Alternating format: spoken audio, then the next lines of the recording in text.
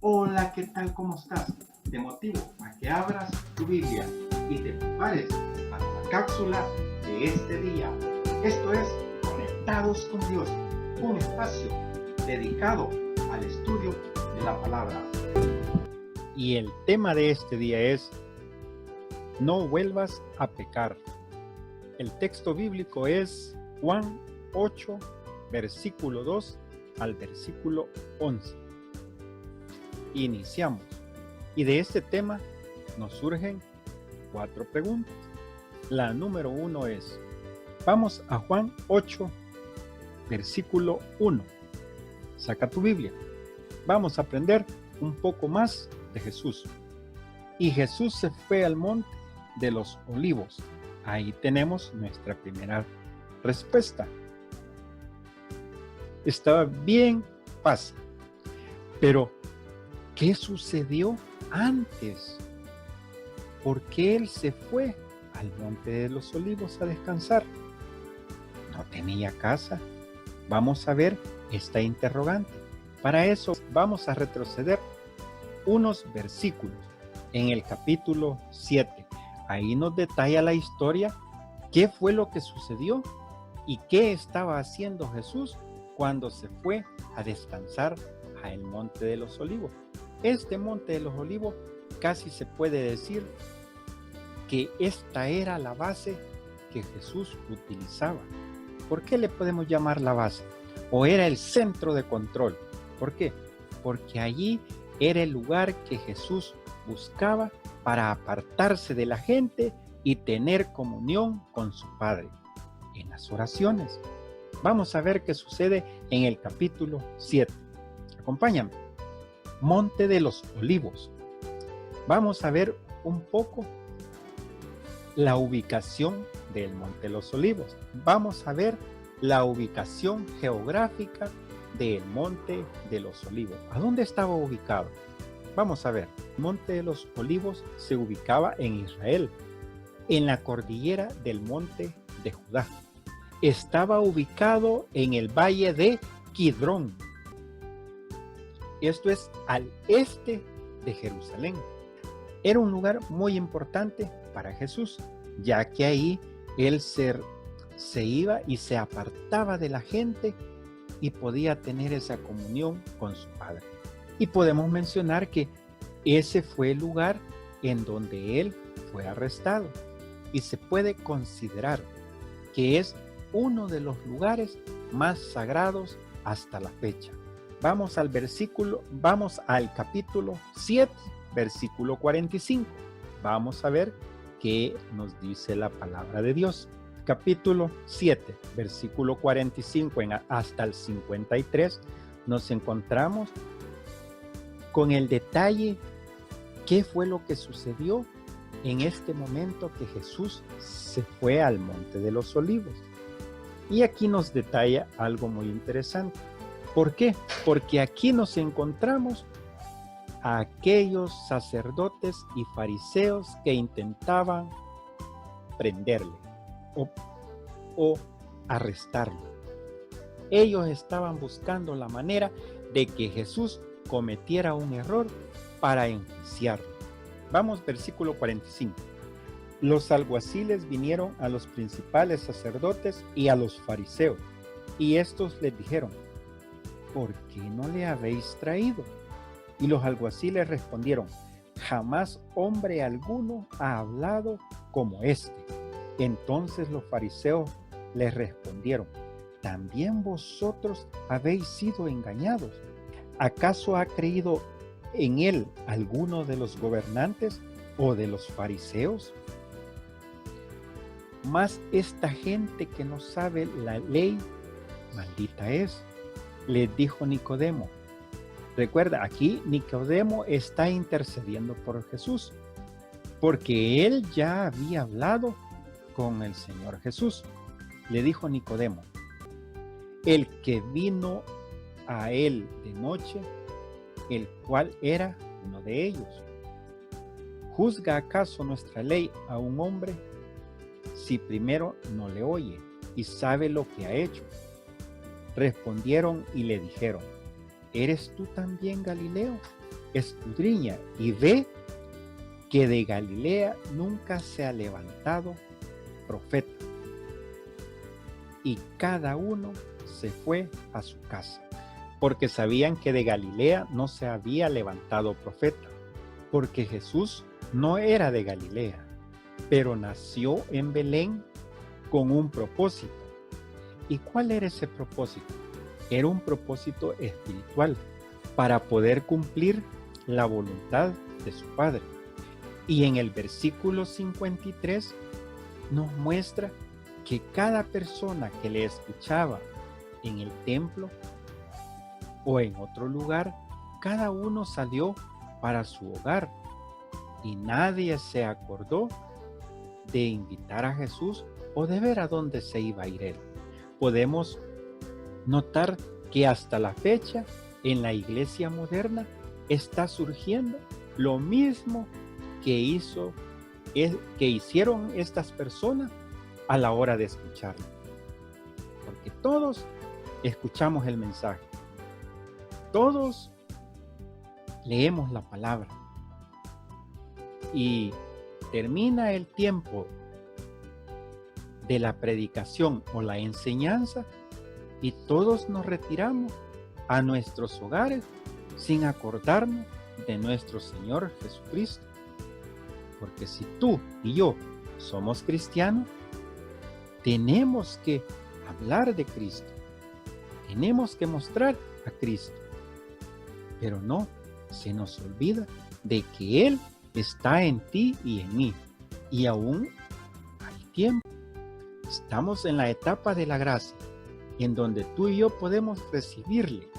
Y este es un buen momento para que tú te pongas a cuentas con Él y te lo lleves, lo invites a tu vida a ser parte de ti.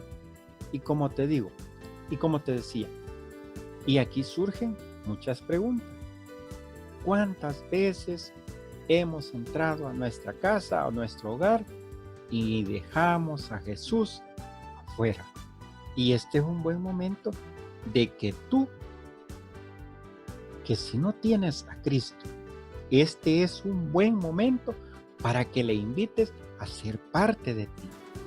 Y eso te permitirá vivir bajo el amor y la luz y la presencia de nuestro Señor Jesucristo. Y si aún no le has aceptado, este es un buen momento para hacerlo. Vamos a Apocalipsis 3:20. He aquí, yo estoy a la puerta y llamo. Si alguno oye mi voz y abre la puerta, entraré a él y cenaré con él y él conmigo. Este es el momento de que abra su corazón y lo deje entrar y que sea parte de su vida y que poco a poco Él le va a ir enseñando el mejor camino. Ya es tiempo de que nos apartemos del pecado. ¿Y qué es el pecado? Aquello que nos separa de la relación con Dios. Ahora volvemos al capítulo 8, versículo 1. Y Jesús se fue al monte de los olivos. Y esa es nuestra respuesta. Y aquí nos surge la siguiente pregunta. ¿Cuáles son los 3 ejemplos que nos deja nuestro Señor Jesucristo? Al versículo 2. Y por la mañana volvió al templo y todo el pueblo vino a él y sentado a él les enseñaba. Ahí encontramos los 3 ejemplos que nos deja nuestro Señor Jesucristo. ¿Cuál? 1, la prioridad. Por la mañana, Él se acercaba al templo. Y ahí surge la siguiente, que iba al templo. ¿Y a qué iba al templo? A enseñar. Nosotros como cristianos, por la mañana, o nuestra prioridad es estar en el templo. ¿Y estar en el templo a qué? Aprendiendo de Jesús.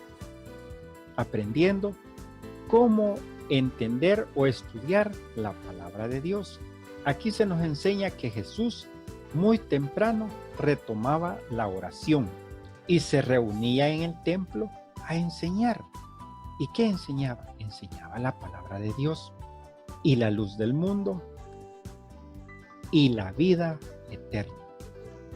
Era a lo que él había venido. Pero a pesar de que él se revelaba a sí mismo, nos encontramos con el rechazo de muchas personas. Ahora continuamos con la siguiente pregunta. ¿Quiénes trajeron a una mujer sorprendida en adulterio? Vamos al versículo 3. Entonces los escribas y fariseos le trajeron una mujer sorprendida en adulterio y poniéndola en medio, le dijeron. Aquí encontramos la respuesta de esta pregunta. Los escribas y fariseos. Vamos a detenernos un poco acá para conocer quiénes eran los escribas y quiénes eran estos señores fariseos. Se dice de que en la antigüedad era un privilegio saber leer y escribir. ¿Por qué? Porque estas personas llegaban a ocupar un lugar muy importante y de mucho privilegio. Y estas personas se pueden encontrar en muchos versículos bíblicos que se les hace mucha mención. Vamos a ver unos ejemplos en donde los encontramos. En el libro de Deuteronomio 24, en el versículo 1 hacen la mención. Le escribirá carta de divorcio. Y en el versículo 3, pero si le aborreciere este último y le escribiere carta de divorcio. Quizá mencionan los escribas. En el tiempo de David, segunda de Samuel, capítulo 8, versículo 17. Sadoc, hijo de Ahitoc, y Ahimelech, hijo de Abiatar, eran sacerdotes. Seraías era escriba. Aquí nos menciona a Seraías, que era escriba. Abiatar era sacerdote. Y en tiempo de Ezequías, segunda de Reyes capítulo 18, versículo 18, llamaron luego al rey y salió a ellos Eliaquín, hijo de Hilcias, mayordomo, y Senna, escriba. Nos vuelve a mencionar otro personaje que era escriba. ¿Y en qué lugar se encontraban? Cerca de los reyes, cerca de gente muy importante. Ellos conocían la vida de cada rey o cada persona importante en el Antiguo Testamento. ¿Por qué? Porque prestaban sus servicios para escribir documentos o redactar documentos con los fariseos. ¿Quiénes eran estos señores fariseos? Era un grupo o movimiento político social, o así como una escuela de pensamiento judío en la tierra de Israel durante el Segundo Templo. En el Nuevo Testamento se menciona a Pablo de Tarso, que era fariseo antes de convertirse en el cristianismo.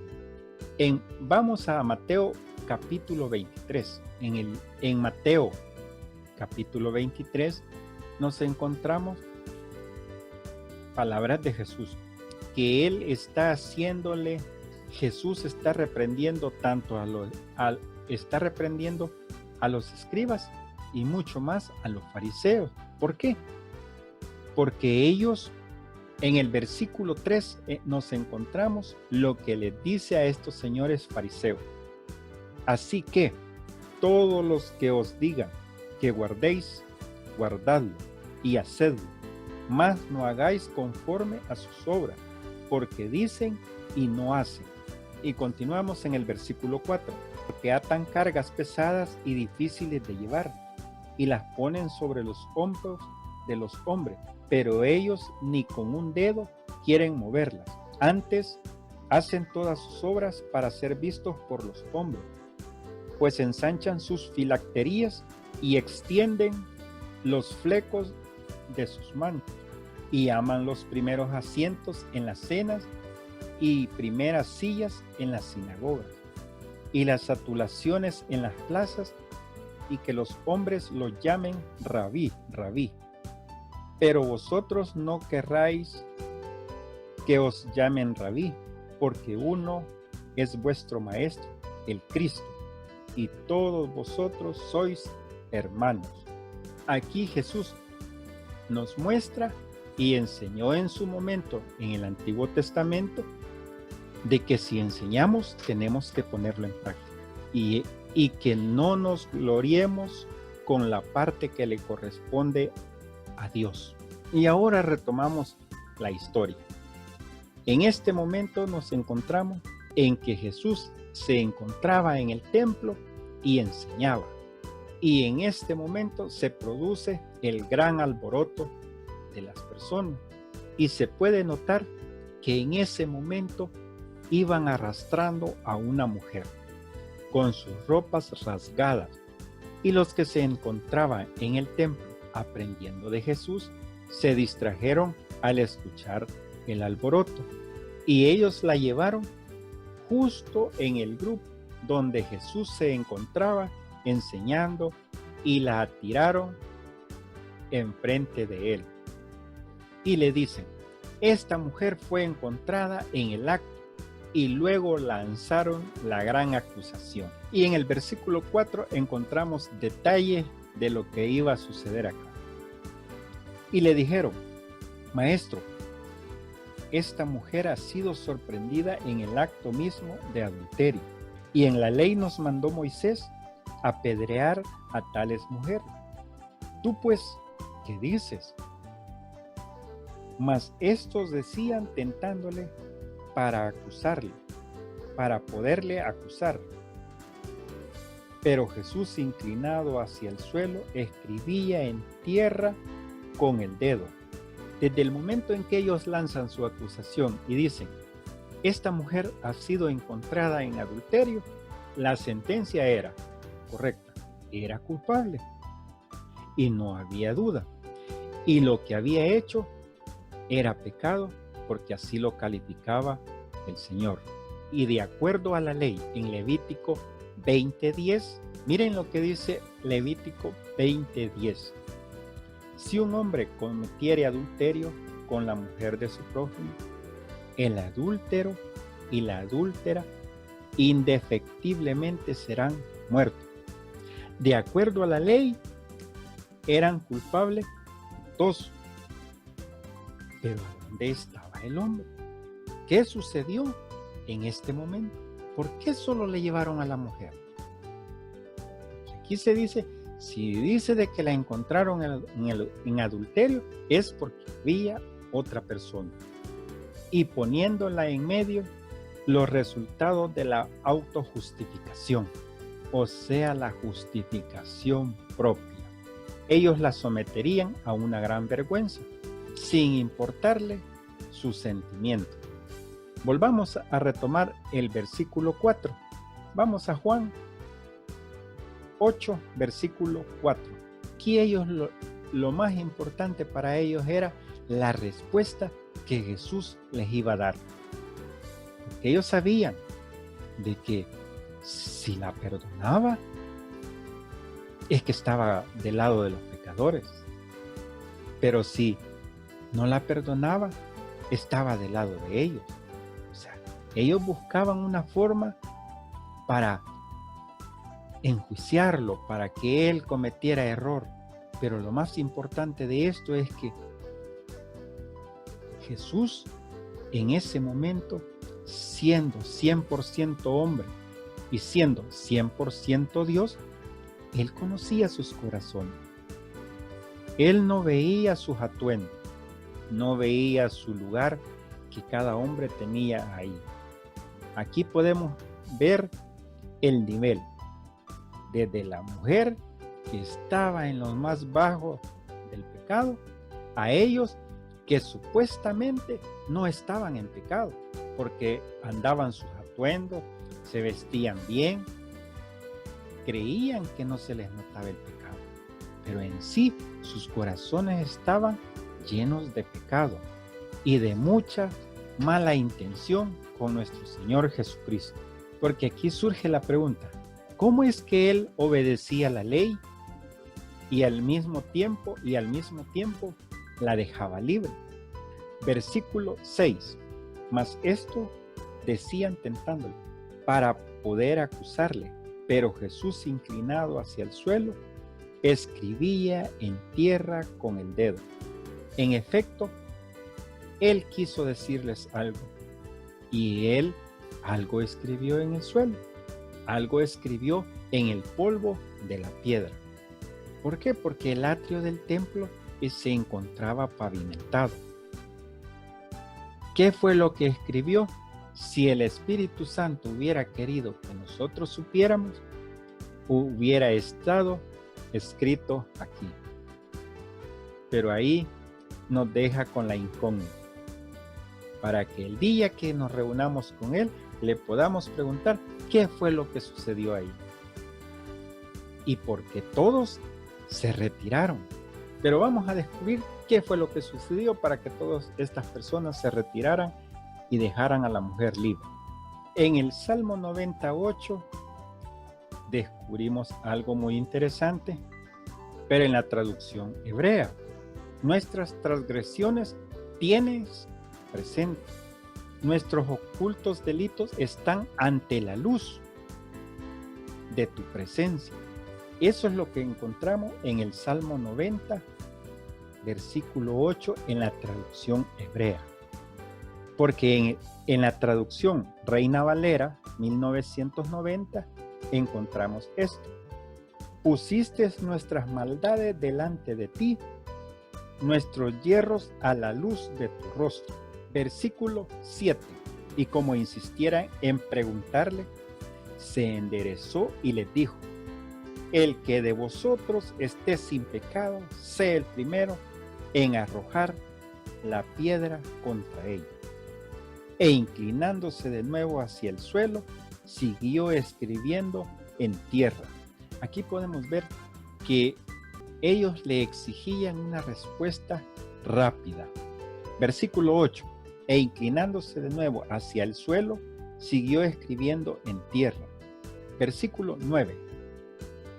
Pero ellos, al oír esto, acusados por su conciencia, salían uno a otro, comenzando desde los más viejos hasta los postreros, y quedó solo Jesús y la mujer que estaba en medio. En el versículo 9 nos dice que la posición espiritual de ellos no era tan sostenible, mucho menos la moral, para que ellos pudieran sostener ese momento. Y se describe que cada uno comenzó a soltar las piedras que llevaban y se comenzaron a retirar. Y este momento tan difícil que esta mujer tuvo que pasar. 1. La vergüenza. 2. El momento más difícil de que si ellos se hubieran mantenido y le hubieran dejado caer las piedras, es posible que esta mujer se encontraba en un momento de vergüenza y con un miedo mortal. Versículo 10. Enderezándose Jesús y no viendo a nadie sino a la mujer, le dijo: mujer, ¿dónde están los que te acusaban? Ninguno te condenó. Y ella dijo: ninguno, Señor. Entonces Jesús le dijo: ni yo te condeno, vete y no peques más. Y aquí surge la pregunta: ¿qué le dijo el Señor Jesús a la mujer? Y la respuesta la encontramos en el versículo 11. Ella dijo: ninguno, Señor.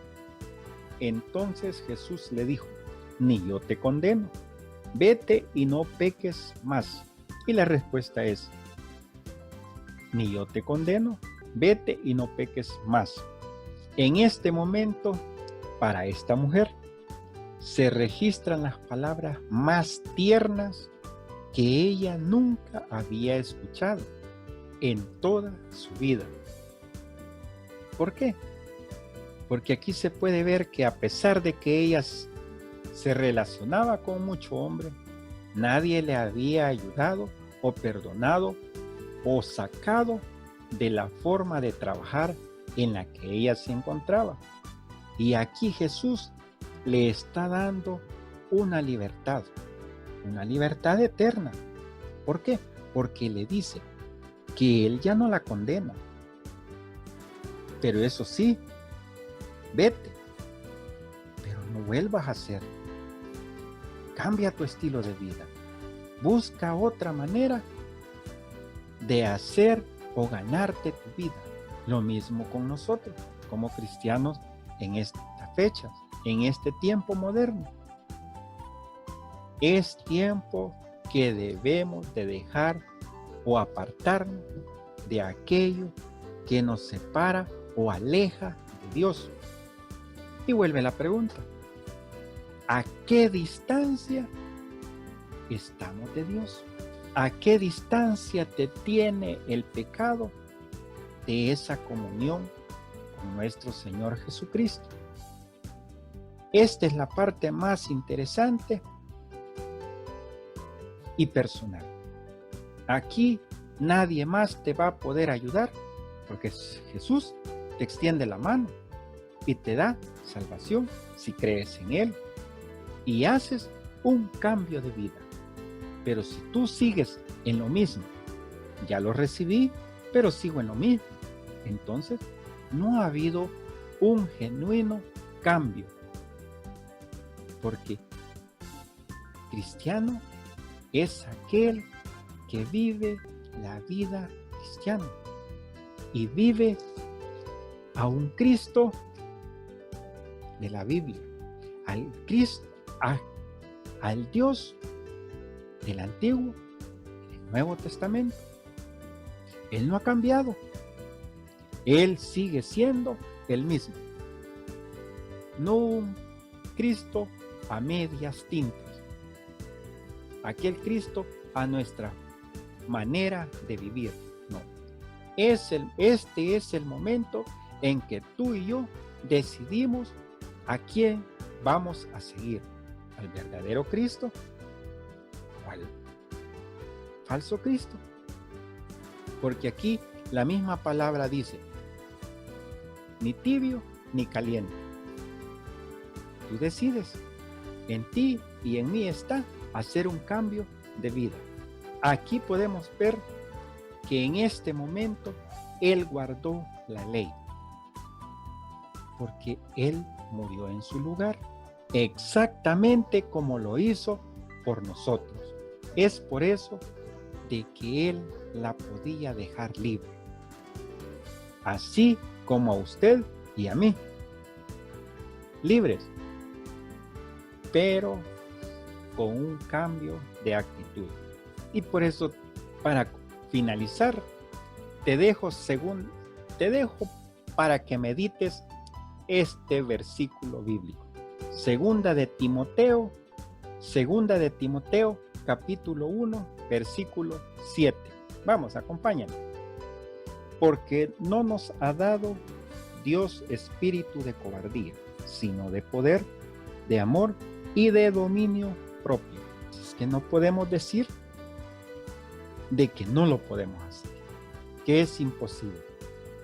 Es un proceso, pero es el momento de que pongamos en práctica los dones del Espíritu.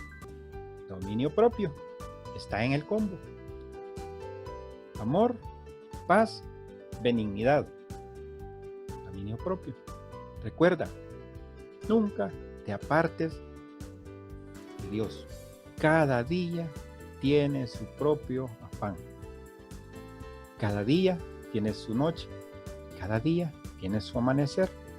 Aprovéchalo. Nunca te alejes. Es el momento de volver a Él en amor. Dios te bendiga. Hasta la próxima.